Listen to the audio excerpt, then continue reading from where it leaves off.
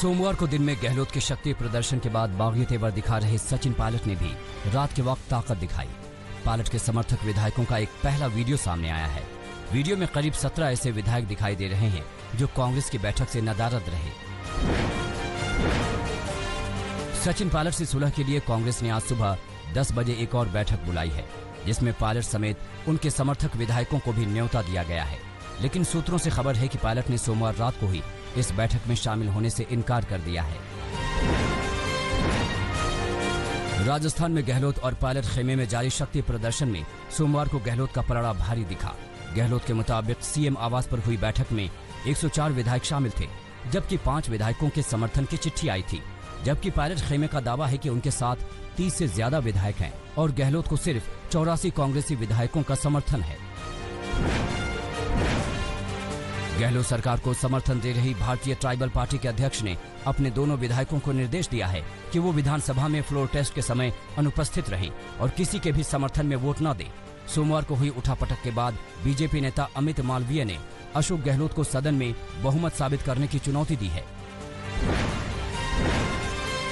CM आवास पर शक्ति प्रदर्शन के बाद कांग्रेस और समर्थक विधायकों को बस में लेकर जयपुर के होटल में पहुंचा दिया गया है। खुद सीएम अशोक गहलोत भी इनके साथ बस में सवार होकर गए। होटल में ट्राइबल पार्टी के दोनों विधायक भी मौजूद हैं। कांग्रेस ने बीजेपी पर राजस्थान सरकार को अस्थिर करने की साजिश करने का आरोप लगाया है।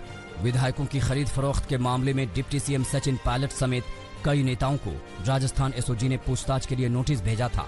माना जा रहा है कि इसी नोटिस से पायलट और भी भड़क गए। राजस्थान में सियासी उठापटक के बीच आयकर विभाग और ईडी भी एक्शन में है। सोमवार को गहलोत के कई करीबियों पर आयकर विभाग ने दिल्ली और राजस्थान में कई जगहों पर छापेमारी की है। गहलोत के बेटे वैभव गहलोत के पार्टनर रतनकांत शर्मा से भी ईडी ने विदेश से आई बड़ी रकम के सिलसिले में पूछताछ की।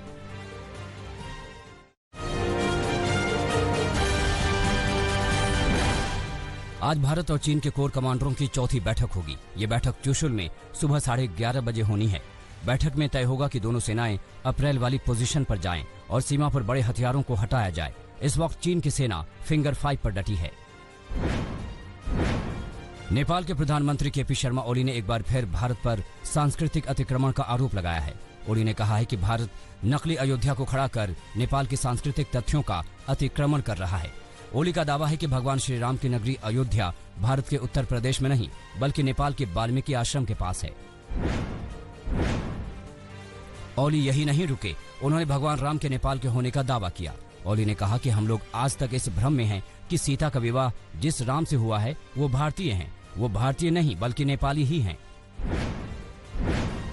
पश्चिम बंगाल में हेमताबाद से बीजेपी विधायक देवेंद्र नाथ राय की मौत पर सियासी बवाल बढ़ रहा है। बीजेपी ने आज नॉर्थ बंगाल में 12 घंटे का बंद बुलाया है।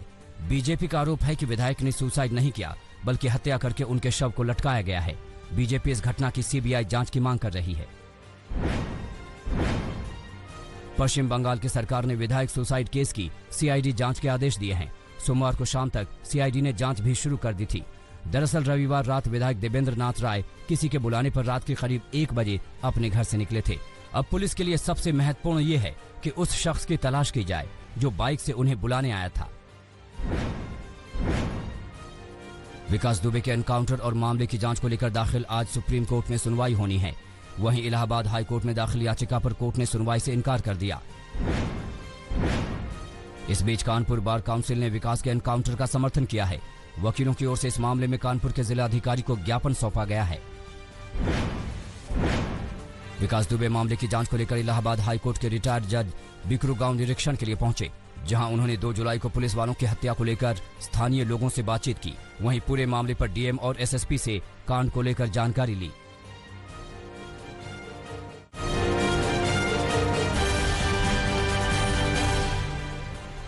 बिग बी अमिताभ बच्चन की सेहत में तेजी से सुधार हो रहा है। दवा और दुआ दोनों असर कर रही है। अमिताभ बच्चन और अभिषेक दोनों ही पिछले 4 दिनों से नानावती अस्पताल में भर्ती हैं।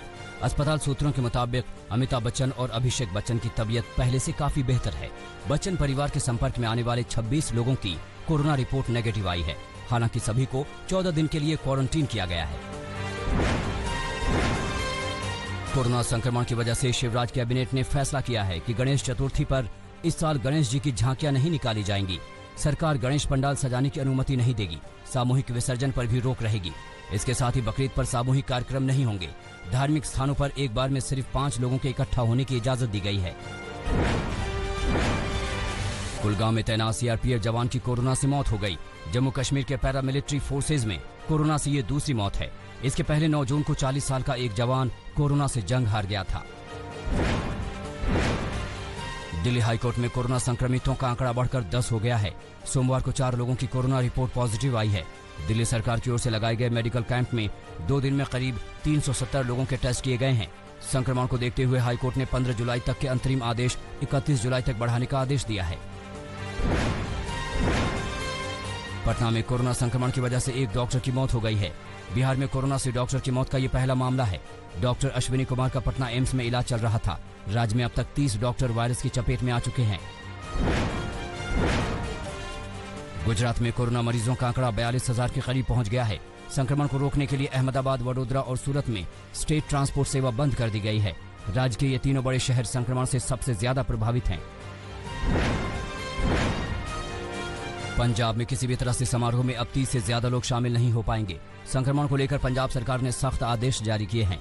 नियम तोड़ने पर एफआईआर दर्ज करने के आदेश दिए गए हैं। सार्वजनिक स्थानों पर मास्क को लेकर भी सख्ती बरती जाएगी। यदि किसी होटल या मैरिज हॉल में नियमों की अनदेखी की गई तो उनका लाइसेंस रद्द कर दिया जाएगा।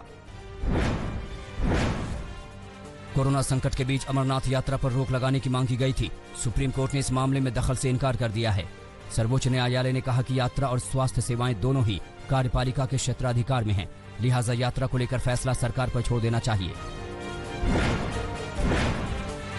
सीएसआईआर कोरोना के हवा से फैलने के दावे की जांच करेगा। इसके लिए हैदराबाद और चंडीगढ़ के संस्थानों से सैंपल लिया जाएगा और 15 दिन में रिपोर्ट आएगी। सीएसआईआर ये पता लगाएगा कि कोरोना संक्रमण हवा में कितनी देर तक रहता है। सैकड़ों वैज्ञानिकों का दावा है कि हवा में कोरोना वायरस के छोटे कण मौजूद रहते हैं जो लोगों को संक्रमित कर सकते हैं।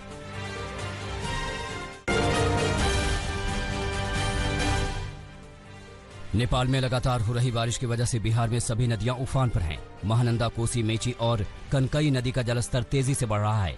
किशनगंज में निचले इलाकों में बसे दर्जनों गांवों में नदी का पानी भर गया है। गांव टापू में तब्दील हो चुके हैं। बिहार में एनडीआरएफ की 16 टीमें तैनात की गई हैं। गोपालगंज में पिछले 4 दिनों से बारिश हो रही है, जिससे गंडक नदी का पानी सैलाब बनकर बह रहा है।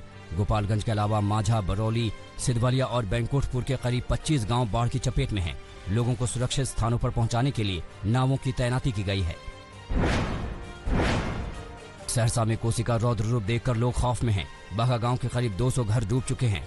जल संसाधन विभाग के मुताबिक सबसे ज्यादा खतरा कोसी से ही है। नदी कभी भी अपना रास्ता बदल सकती है। हालांकि बांध की सुरक्षा को लेकर प्रशासन पूरी तरह से तैयार है।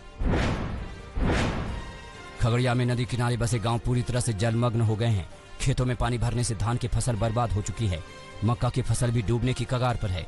पुल और सड़कों के ऊपर से पानी बह रहा है, जिससे कई गांवों का संपर्क टूट गया है।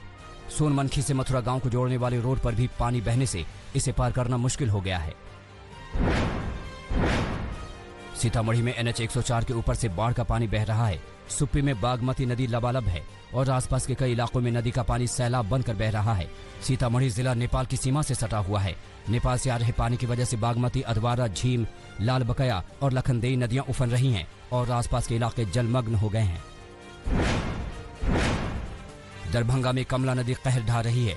नदी किनारे बसे गांव बाढ़ के पानी में डूबकर टापू में तब्दील हो गए हैं। नदी का पानी इसी तेजी से बढ़ता रहा तो हालात और बदतर हो सकते हैं। बांध की सुरक्षा के लिए जेसीबी तैनात की गई है। बाढ़ से हालात बिगड़ने पर राहत बचाव कार्य के लिए प्रशासन ने तैयारी कर ली है। मधुबनी में कोसी के पेट में बसे गांव जलमग्न हो गए हैं। करीब 1 लाख की आबादी बाढ़ की चपेट में है। नदी का पानी घरों में घुस गया है और जलस्तर लगातार बढ़ रहा है। ये जल संसाधन मंत्री का विधानसभा क्षेत्र है। बाढ़ में फंसे लोगों का कहना है कि नीतीश कुमार ने बांध बनाने का वादा किया था, लेकिन सारे वादे पानी में बह गए हैं। भारी बारिश और बाढ़ की वजह से असम के 23 जिलों में हाहाकार मचा हुआ है और करीब 13 लाख लोग प्रभावित हैं। एनडीआरएफ की टीम ने अब तक बाढ़ में फंसे 1000 लोगों का रेस्क्यू किया है। सोमवार को बारपेटा जिले से 250 लोगों का रेस्क्यू किया गया। असम में एनडीआरएफ की 11 टीमें तैनात की गई हैं। असम के मुख्यमंत्री सर्बानंद सोनोवाल सोमवार को चबुआ और बिंदाकोट में बाढ़ राहत शिविरों का दौरा कर हालात का जायजा लिया।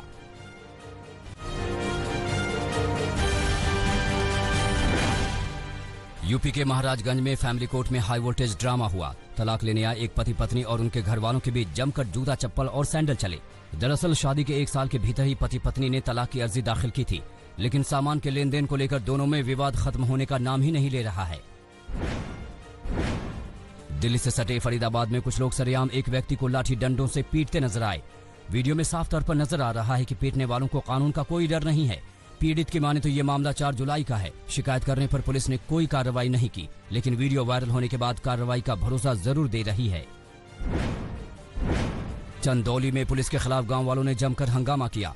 दरअसल गांव वाले तब भड़के जब चोरी के मामले में पूछताछ के लिए 2 युवकों को लेकर पुलिस थाने गई। गुस्साए गांव वालों ने सड़क पर जाम लगा दिया। गांव वाले तब माने जब पुलिस ने दोनों युवकों को बेगुनाह बताकर छोड़ दिया।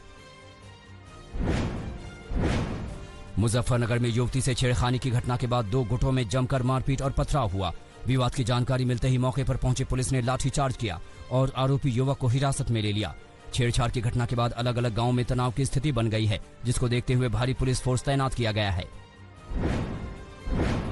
सोनभद्र में खेत जुताई करने के दौरान 2 गुटों में मारपीट हुई।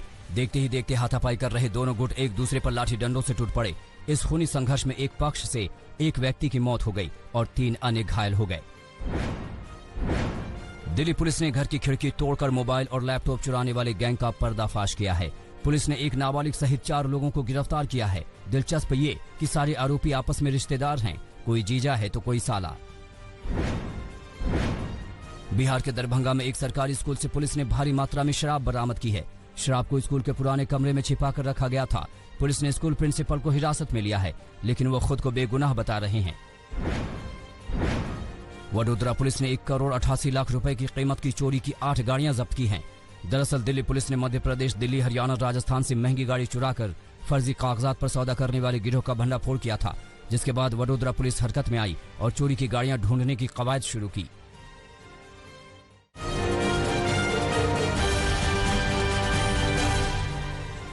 नेपाल में भारी बारिश के बाद बाढ़ और भूस्खलन ने तबाही मचा रखी है। अब तक 60 लोग अपनी जान गंवा चुके हैं और करीब 41 लोग गायब हैं। नेपाल का पश्चिमी हिस्सा सबसे ज्यादा प्रभावित है। भूस्खलन की आशंका वाले इलाकों से हजारों लोगों को सुरक्षित स्थानों पर पहुंचाया गया।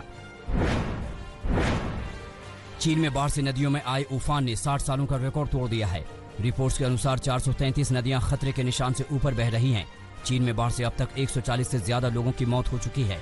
बाढ़ ने 1 करोड़ से ज्यादा लोगों पर असर डाला है। चीन में बाढ़ से बदहाली के बीच युद्ध स्तर पर राहत और बचाव का काम किया जा रहा है। अब तक 1 लाख से ज्यादा लोगों को सुरक्षित स्थानों पर पहुंचाया गया है।